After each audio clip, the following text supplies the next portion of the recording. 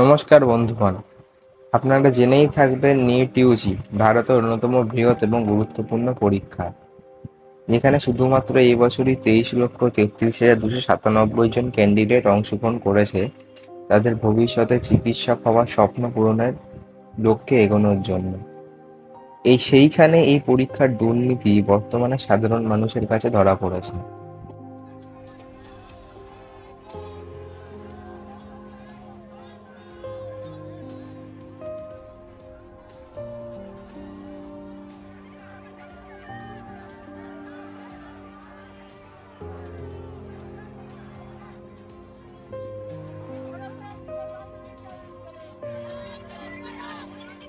NEET Yuji প্রশ্ন ফাঁস কেলেঙ্কারি দেশব্যাপী বিক্ষোভের জন্ম দিয়েছে। তদন্তে বিহারের সঞ্জীব মুখিয়াকে প্রশ্ন ফাঁসের মাস্টারমাইন্ড হিসেবে চিহ্নিত করা হয়েছে।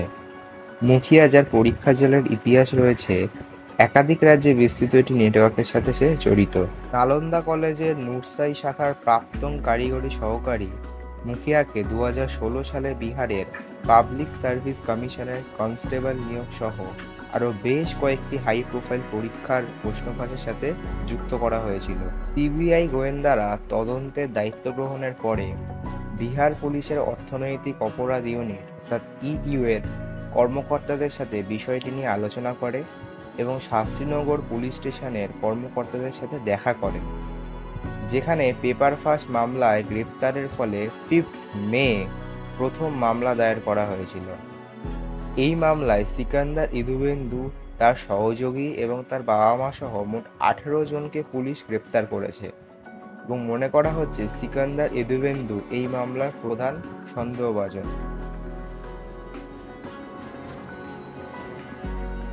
Medical students from Ajmer Medical College caught in Bharatpur for sitting as a dummy candidate for one medical aspirant giving the NEET exam.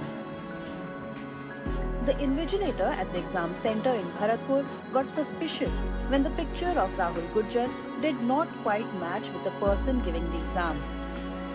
When it was verified with the Aadhaar card, it turned out the candidate was someone else. Instead of Rahul Gujjar, Abhishek Vaishya was giving the exam. Abhishek is a medical student from Ajmer. And along with these two, the police caught 4 others who had masterminded this impersonation for a sum of 10 lakh rupees. 1 lakh paid before the exam and the rest promised once the results would be out. Interestingly, all are medical students from Ajmer. National testing agency অর্থাৎ NTA সমগ্র দেশে 4,750টি কেন্দ্রে medical entrance examination অর্থাৎ NEET Yuji পরিচালনা করেছিল এবং প্রায় 24 লক্ষ পরীক্ষার্থী উপস্থিত হয়েছিল। তার ঠিক এক মাস পর হঠাৎ 4 জুন নির্ধারিত সময়ের আগেই ভোটের ফলাফলের সঙ্গে নিটের ফলাফলও প্রকাশিত হয়ে যায় এবং ফলাফল প্রকাশিত হওয়ার পরই 67 জন 720-তে 720 পেয়ে প্রথম স্থান অর্জন করে। এনটিএর ফলাফল প্রকাশের সময় এবং সাধারণ নির্বাচনের ফলাফল প্রকাশের সময় এক হওয়ায় এটি একটি গুরুতর প্রশ্ন তুলেছে। গত কয়েক বছরের রেজাল্ট দেখলে প্রশ্নটি ওঠে যে 2019 সালে একজন, 2020 সালে একজন, 2021 সালে 2 জন, 2022 সালে 3 জন এবং 2023 সালে 2 জন প্রথম স্থান অর্জন করেছিল। এছাড়াও গত বছরে কাট অফ অ্যানালিসিস করলে দেখা যায় অল ইন্ডিয়া কাট অফ 610 থেকে 615-এর মধ্যে ঘোরাফেরা করছিল, কিন্তু এবছর সেটি প্রায় 50 নম্বর বৃদ্ধি পেয়ে হয়ে দাঁড়িয়েছে 650 থেকে 660। এখন 600 নম্বর পাওয়া কোনো একটি পরীক্ষার্থীর 2024 সালে আনুমানিক অল ইন্ডিয়ার র্যাঙ্ক আসছে 75 থেকে 80,000, যেখানে এই একই প্রাপ্ত নম্বরে গত বছর অল ইন্ডিয়া র্যাঙ্ক আসছিল 30 থেকে 35,000। এখন অল ইন্ডিয়া র্যাঙ্কের এহেন তারতম্য এবং হাই কাট অফ 24 লক্ষ পরীক্ষার্থীদের মধ্যে আলোড়ন সৃষ্টি করেছে। শিক্ষক এবং শিক্ষার্থীদের কথায় এই বৃদ্ধি অসম্ভব। শিক্ষার্থী এবং শিক্ষকদের চাপে পড়ে এনটিএ তাদের গ্রেস মার্ক দেওয়ার বিষয়টির বহিঃপ্রকাশ করেছে এবং তারা দাবি করছে তারা মাত্র 1563 জনকে এই গ্রেস মার্কস প্রদান করেছিল।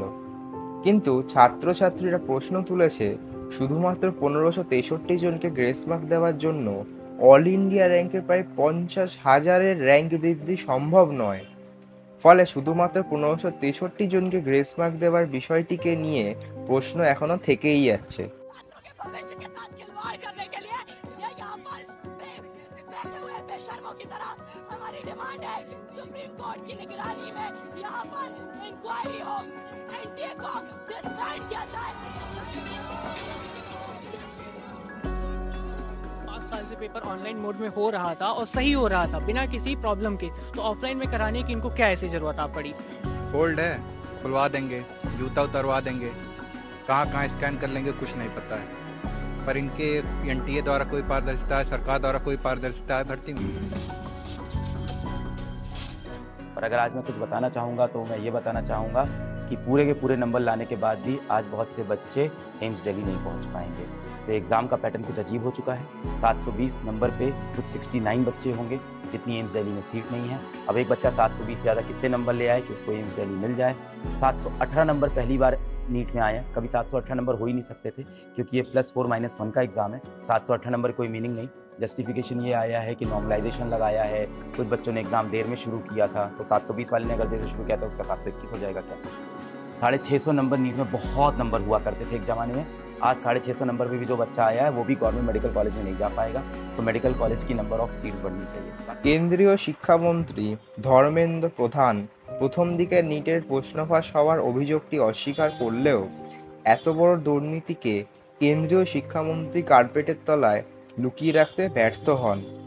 বিহার পুলিশের এফআইআর সাধারণ জনগণের সামনে আসলেও কেন্দ্রীয় শিক্ষামন্ত্রীর প্রশ্ন ফাঁসের বিষয়টি নিয়ে নীরবতা পালন করে চলেছেন। বিগত হিয়ারিংয়ে সুপ্রিম কোর্টও স্বীকার করেছে পরীক্ষার পবিত্রতা নষ্ট হয়েছে, কিন্তু বর্তমানে সুপ্রিম কোর্ট এই বিষয়টি নিয়ে কোনো বড় সিদ্ধান্তে সরব হতে পারেনি। এনটিএর অপোষিত সততা, কঠোর পরিশ্রমী এবং সৎ পরীক্ষার্থীদের ওপর মানসিক আঘাত এনেছে এবং এটি চিকিৎসা এবং স্বাস্থ্যকেন্দ্রকে উইক পোকার মতো ভিতর থেকে খেয়ে ধ্বংস করে দিচ্ছে। After a huddle in the ministry with top NTA officials, the government came out in defense of the beleaguered agency that holds almost all key entrance exams in India, saying that they would act against collusion at any level and would put the interest of students first. Nobody has complained. The agency itself taken action.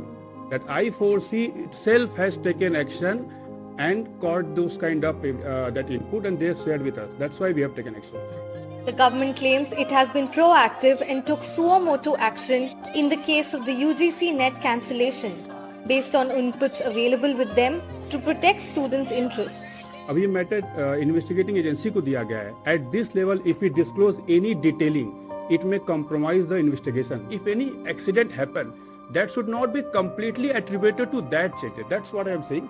But what are the pure reason, point-wise point, NTA can explain in later. প্রায় 6 বছর আগে 2017 সালের November মাসে ভারত সরকারের শিক্ষা মন্ত্রকের উচ্চ শিক্ষা বিভাগের অধীনে একটি স্বনির্ভর সংস্থা এনটিএর প্রতিষ্ঠা করা হয়েছিল, যাদের প্রবেশিকা পরীক্ষাগুলির পরিষেবা এবং গুণগত মান উন্নত করা যায়। কিন্তু 2024 সালে নিট ইউজি এবং ইউজিসি নেটের প্রশ্ন ফাঁসের দুর্নীতির পর এনটিএর স্বনির্ভরতা এবং পবিত্রতার ওপর প্রশ্ন উঠেছে। বর্তমানে সিবিআই এবং পুলিশ তদন্তের পর এনটিএ ডিরেক্টর পদত্যাগ করলেও রাস্তায় রাস্তায় বিক্ষোভ করা ছাত্র সংগঠনগুলির দাবি কেন্দ্রীয় মন্ত্রীর পদত্যাগ। প্রশ্ন ফাঁস, পরীক্ষক দ্বারা ওএমআর ফিলিং, সময় নষ্টের কম্পেনসেশন হিসেবে চিহ্নিত পরীক্ষার্থীদের গ্রেস মার্ক দেওয়া প্রভৃতি আরও বিভিন্ন অভিযোগের কারণে এনটিএ পরিচালিত নিট ইউজি প্রবেশিকা পরীক্ষার সততা তথা ভারতীয় শিক্ষা পরিকাঠামো নিয়ে আপামর ভারতীয়দের মনে প্রশ্নের ঝড় উঠেছে। এই বিষয়ে আপনাদের মতামত কমেন্টে শেয়ার করুন এবং ভিডিওটি ভালো লাগলে লাইক এবং শেয়ার করে আমাদের প্রচেষ্টাটিকে সফল করুন।